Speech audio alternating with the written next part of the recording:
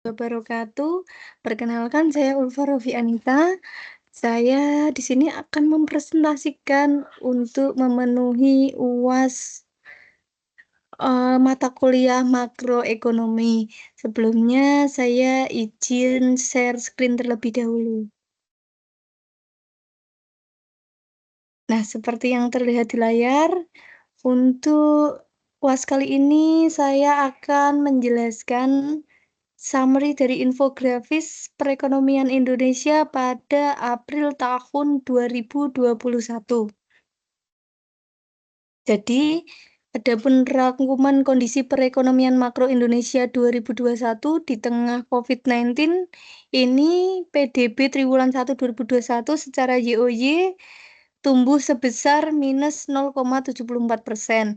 Ini berarti produk domestik bruto atau PDB Indonesia pada triwulan 1 2021 mengalami kontraksi atau penurunan sebesar 0,74% dibandingkan dengan triwulan 1 di tahun 2020. Nah, meskipun masih terkontraksi, untuk triwulan 1 2021 ini menunjukkan adanya perbaikan dibandingkan dengan triwulan sebelumnya, yaitu triwulan 4 di tahun 2020. Selanjutnya,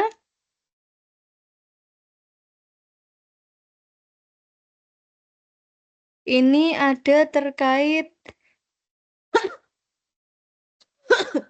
hal ini didorong oleh kinerja sektor eksternal yang meningkat tajam dan akselerasi stimulan fiskal yang berkelanjutan antara lain dari sisi pengeluaran. Pertama ada impor. Nah, impor ini tumbuh sebesar 5,27% secara YoY, membaik didorong oleh perkembangan positif pada sektor eksternal dan perbaikan investasi. Untuk sisi ekspor, ekspor ini tumbuh positif 6,74% YoY, meningkat ditopang oleh permintaan dari negara mitra dagang utama khususnya Tiongkok dan Amerika Serikat. Selanjutnya ada konsumsi pemerintah. Nah, konsumsi pemerintah ini tumbuh positif 2,96% YoY serta meningkat sejalan dengan akselerasi realisasi stimulus fiskal dalam bentuk belanja barang, modal, dan bansos. Yang terakhir ada konsumsi rumah tangga dan investasi. Ini menurun sebesar 2,23% seiring dengan pembatasan mobilitasi masyarakat di sejumlah wilayah. Nah, investasi menurun 0,23% ini secara YoY namun meningkat secara triwulan dan tercermin dari kontraksi yang makin berkurang dari triwulan sebelumnya. Adapun dari sisi lapangan usaha, sektor-sektor ekonomi ini menunjukkan kinerja positif di beberapa lapangan usaha seperti informasi, komunikasi, pengadaan air, dan jasa kesehatan. Selanjutnya, adapun pihak-pihak yang terlibat dalam penentuan kebijakan ekonomi Indonesia itu yang pertama ada Bank Indonesia karena memiliki peran utama dalam menjaga stabilitas moneter. Yang kedua pemerintah Indonesia tentunya yaitu menetapkan dan melaksanakan kebijakan fiskal serta kebijakan ekonomi yang ditetapkan. Nah, yang ketiga ini ada Komite Stabilitas Sistem Keuangan atau KSK. Ini adalah sebuah komite yang bertujuan untuk menjaga stabilitas sistem keuangan di Indonesia. Dan yang terakhir, pihak yang terlibat adalah OJK, yaitu lembaga independen yang mengatur dan mengawasi sektor jasa keuangan. Untuk selanjutnya, adapun perkembangan indikator stabilitas rupiah adalah yang pertama perkembangan nilai tukar. Jadi harga mata uang rupiah itu terhadap dolar saat itu 14.530 ya per satu dolarnya.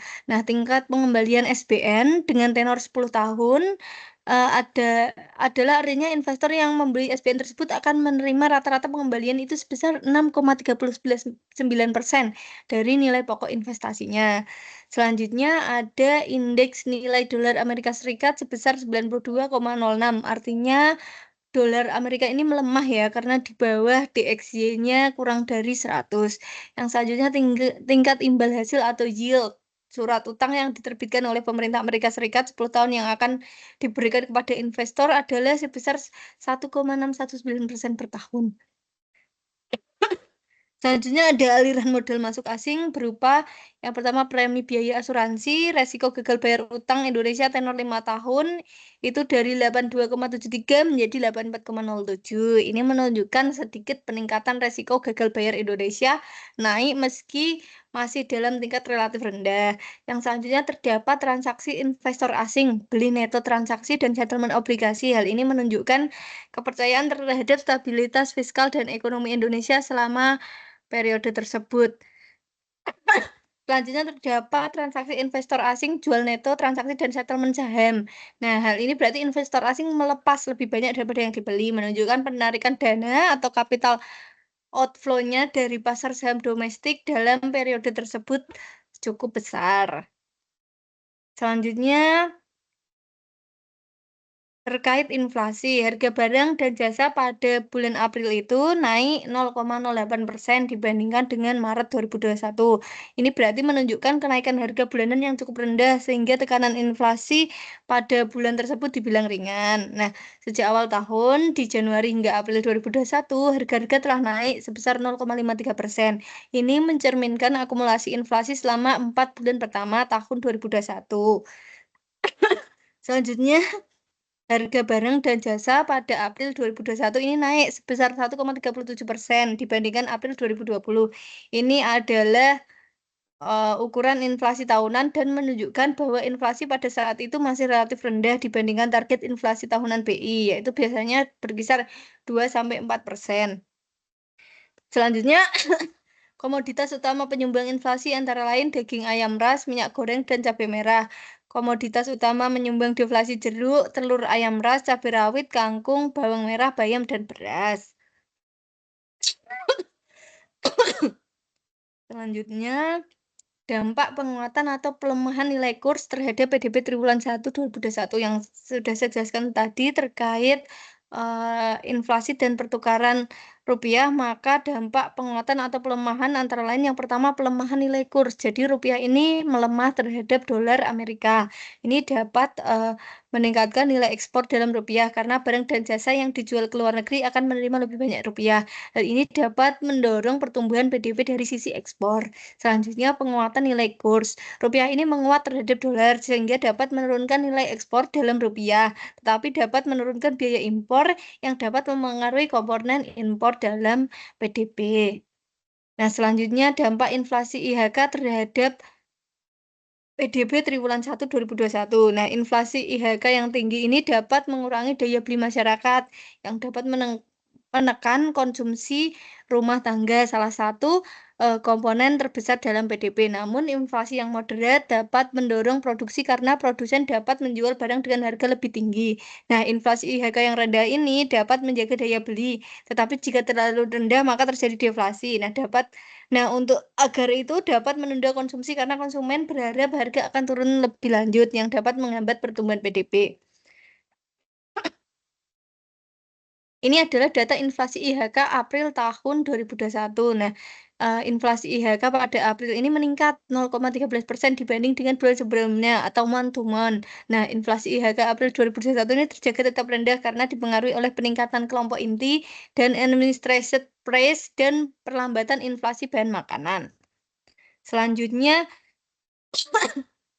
adanya inflasi inti atau core inflation sebesar 0,14% di month to month. Meningkatnya terutama didorong oleh tekanan inflasi komoditas emas, perhiasan seiring kenaikan harga emas global dan peningkatan permintaan selama Ramadan. Nah, inflasi harga yang diatur pemerintah ini itu sebesar 0,11% MTM, meningkat didorong oleh peningkatan harga rokok, terutama rokok kretek filter. Seiring transmisi kenaikan cukai hasil tembakau yang berkelanjutan. Nah, selanjutnya ada inflasi bahan makanan yang bergejolak atau volatile food sebesar 0,15%. Ini melambat terutama didorong oleh deflasi komoditas hortikultura dan beras seiring masuknya masa panen. Nah, adapun perkembangan inflasi dari Maret ke April ini meningkat sedikit ya dari 1,37 ke 1,42% yang menunjukkan adanya tekanan inflasi moderat tetapi masih dalam level rendah. Nah, adapun sasaran inflasi ini ditargetkan oleh Bank Indonesia sebesar 3,0% atau kurang lebih 1% yaitu dalam kisaran 2% sampai 4%. Adapun kesimpulan dari presentasi kali ini adalah inflasi pada April ini masih jauh di bawah sasaran target BI yaitu 3% bahkan mendekati batas bawah kisaran 2% karena baru di tingkat 1,42%. Nah, hal ini dapat mencerminkan kondisi permintaan domestik yang melemah atau pasokan barang cukup stabil. Nah, bisa menjadi ruang bagi Bank Indonesia untuk tetap mempertahankan suku bunga rendah guna mendorong pemulihan ekonomi. Terima kasih, cukup sekian dari presentasi dari saya. Semoga, bermanfaat. Sekali lagi saya ucapkan terima kasih. Saya tutup, penjelasan saya kali ini. Wassalamualaikum warahmatullahi wabarakatuh.